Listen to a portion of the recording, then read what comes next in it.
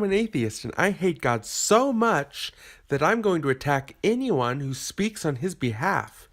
Here we go. How can secularists talk about morality? Without an absolute basis, where do they draw the lines? Who draws the lines? Ultimately, it fails. Now Ken, I've talked about this before, but objective moral truths don't exist. Okay, then you can't tell someone they're wrong if they want to murder their entire family, can you? Go ahead, Hitler. Nothing's stopping you. I don't think they'd align with what's written in your holy book. What gives you that idea? Saying that I can't talk about morality is a little bit rich, don't you think, coming from somebody whose holy book condones slavery and the stoning of homosexuals. Wait a minute. Now you're stating absolute morals. And incorrectly quoting the Bible as well. It doesn't condone either one of those things. Objective morals don't exist, but slavery is wrong and your book condones it. No, it doesn't. I may have talked about this before, but slavery back then was more like indentured servitude than actual slavery as we think of it today. It was consensual. Oh, and stoning people is wrong. Even though I have no moral basis for it and absolute morality doesn't exist. Now quote me the New Testament passage that condones it, because in speaking of a new covenant, he makes the first one obsolete.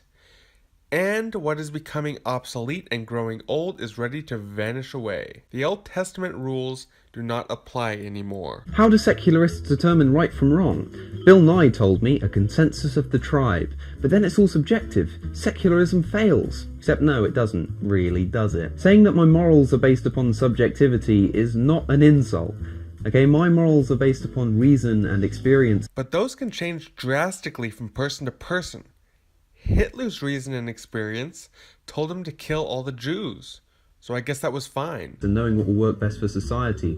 But who decides that? I think society would be better off if we were all cannibals. I think society would be better off if we killed everyone over the age of 40. I think society would be better off if we killed everyone with a severe illness. Who decides who's right? Saying that my morals are based upon subjectivity is not an insult. Okay, my morals are based upon reason and experience and knowing what will work best for society. Yours are based upon absolute truths written in an ancient book by people who didn't know that the earth orbits the sun. How do you know what they knew? Let's see what they really knew. At a time when it was believed that the earth sat on a large animal or on a giant, 1500 years before Christ, the Bible spoke of the earth's free float in space. He hangs the earth on nothing. Science didn't discover that the earth hangs on nothing until 1650, 3,000 years later. Leviticus 17 verse 11 says, "For the life of the flesh is in the blood, and I've given it to you upon the altar to make atonement for your souls, for it is the blood that makes atonement." Most of us don't think too much about the fact that a doctor can find out the health of our flesh by taking a sample of our blood. Up until 120 years ago, people were bled, and many died because of the practice. When George Washington became deathly sick, doctors thought that bloodletting would help him, but it didn't. All told, his doctors took out about 80 ounces of blood over 12 hours, which is about 40% of an adult's blood volume. Nowadays, we know that sick people need blood, so we give them transfusions. Rather than removing it, we replace it or replenish it, because blood gives life to the flesh.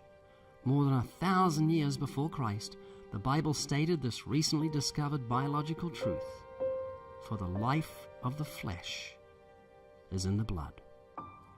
The scriptures tell us that the earth is round.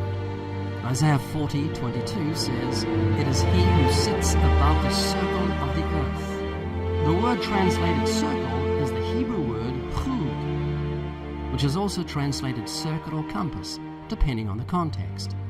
That is, it indicates something spherical, rounded or arched, not something that's flat or square. The book of Isaiah was written sometime between 740 and 680 BC. Genesis chapter 2 verse 1 says, "Thus the heavens and the earth and all the host of them were finished." Everything is finished. Nature is complete. The brilliance of the light-giving sun is finished. The blue skies are finished. The clouds drop their rain, cleansing the air and giving life to the earth. The tall trees are finished, giving us oxygen to breathe.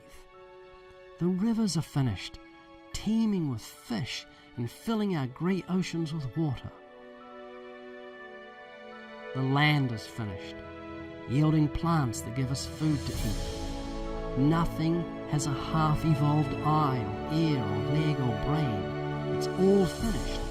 From the animals to man to winged birds to the beauty and fragrance of a rose that blossoms to God's glory and for our pleasure. Nothing is evolving. Everything is finished, just as the Bible says. They seem to have known quite a lot. Okay, let's say that tomorrow or next week, some kind of crazy natural disaster wipes out every single remnant of any kind of study of any kind of human in history. And somehow it seems to erase all our memories as well. Basically, humans have to start completely from scratch with no knowledge whatsoever of their past. Give it enough time and once again people will stumble across fossils and biology will become advanced and evolution will once again be discovered. Except that biology and fossils do not prove evolution.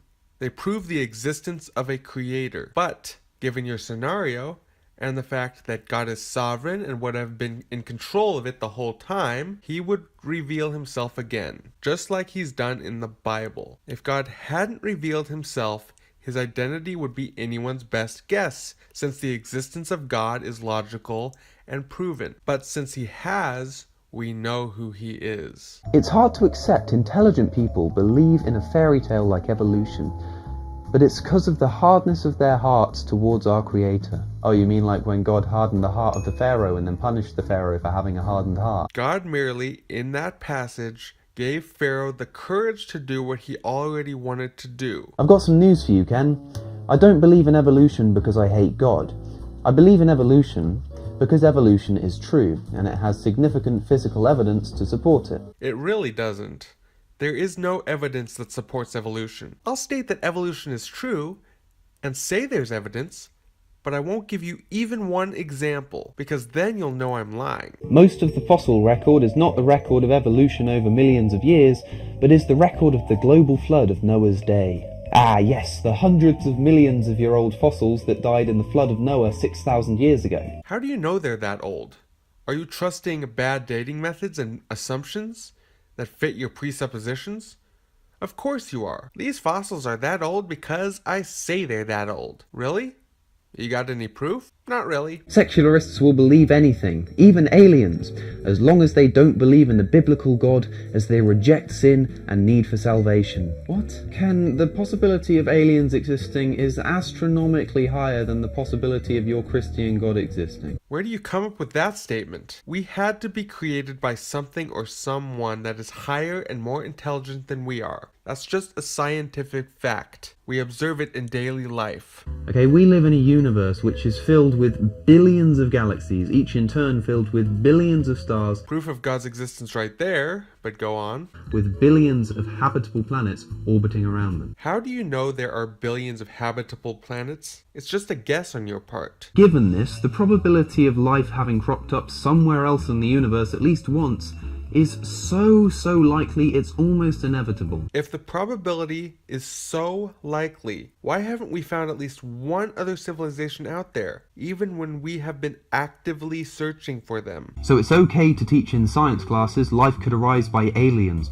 but not okay to even consider biblical creation. Oh, we've considered it. Look, Ken, if you could offer some compelling scientific evidence for the existence of God, which we have, then we'd probably include it in the science classroom. No, because you don't want to believe in God. Because that's where it would belong. But until that happens, you can't expect us to try and teach the ideas in Genesis in a science classroom. It just won't hold up. No, evolution won't hold up next to it. That's why you won't teach it. The more that culture rejects God, the more that anything goes. And then some Bible quote. Okay, if this is true, then why are our prisons filled with religious people? Bad numbers, hypocrites, probably both. Just because people claim to be one thing publicly doesn't mean they are. And atheists like to skew the numbers to make themselves feel superior, especially since they're not even on that list. Atheism is itself a religion. Mother Teresa was made a saint.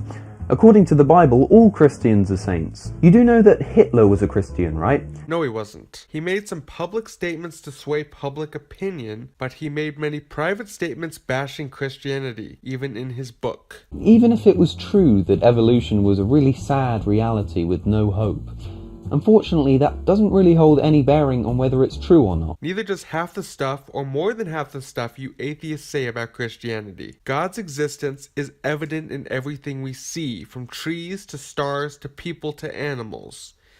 They all speak of a creator, and that's the truth.